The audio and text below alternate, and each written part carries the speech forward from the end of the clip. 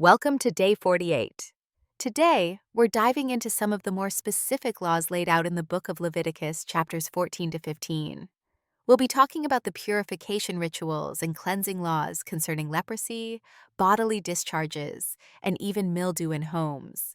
It's a lot of detail, but there's an interesting structure to how purity was maintained in ancient Israel. Absolutely. A Leviticus can be dense, but it's fascinating to see how these laws reflect a deep connection between physical and spiritual cleanliness. Let's start with the law of leprosy. It's actually one of the more involved purification rituals, and it emphasizes not only physical healing, but also spiritual restoration. What's your take on this process? Oh, the leprosy purification ritual is definitely unique.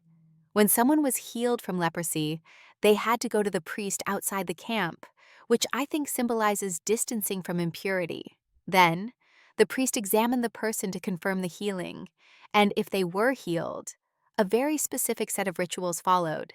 They had to bring 2 clean birds, some cedarwood, scarlet, and hyssop. The priest killed one bird in a vessel over running water. The other bird was dipped in the blood of the first, and then released. It's almost like a symbolic act of freedom from impurity.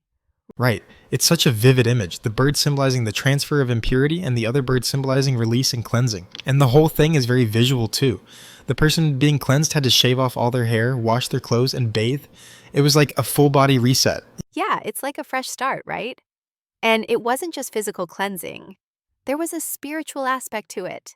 The person being healed had to bring sacrifices: 2 male lambs, 1 ewe lamb, flour, oil, and birds. The priest then performed an atonement ritual with the blood of the trespass offering and anointed the person with oil. It's like the body is washed, but the soul is also atoned for. And that's what I find most interesting about Leviticus. It's not just about hygiene or disease control, it's all intertwined with the idea of holiness.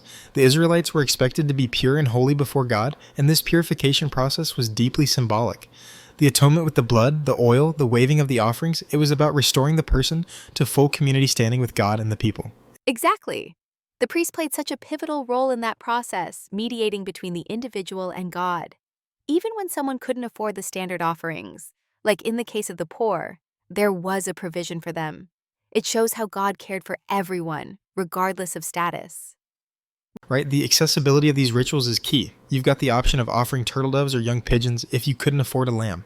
It's a great example of how the laws were designed to be inclusive even for those in poverty. There's this real understanding of human limitations and the desire for everyone to be spiritually clean. Totally. And what's also interesting is that the purification rituals didn't just apply to individuals. We also see laws for homes. If there was mildew or a mold-like plague in a house, the house itself had to undergo purification. The priest had to inspect it, and if the mildew was deep enough, the house was essentially condemned, and the stones had to be replaced. I was really struck by that section. The whole process for cleansing a house is similar to the cleansing of a person. You've got the birds, cedarwood, scarlet, and hyssop again, and they would sprinkle the house with the blood of a slain bird. If the mildew kept spreading after the house was cleaned, the whole house had to be torn down. It's like the impurity wasn't just an inconvenience, it was dangerous. Right. It wasn't just a physical inconvenience. If it was allowed to spread, it could endanger the health of the people in that house and potentially cause the whole community to become unclean. It's all about maintaining the holiness of the people, and by extension, the purity of the dwelling place of God. And that extends to the body too. When people were dealing with bodily discharges, whether it was a man with a discharge or a woman on her period, they were considered unclean. There were very specific rules about what happened if someone came into contact with them. The person had to wash and bathe, and they couldn't participate in sacred activities until they were clean again. It's another layer to the importance of physical purity in maintaining spiritual integrity. Yes, the focus on bodily purity extends across different types of discharges. Men had to bathe if there was an emission of semen, and women were required to go through a period of separation during their menstrual cycle. Even after they were cleansed, they had to offer sacrifices to atone for their impurity. It shows just how seriously the Israelites took the connection between the physical body and spiritual holiness.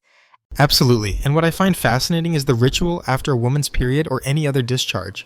Once they were clean, they had to present 2 turtle doves or young pigeons for a sin and burnt offering.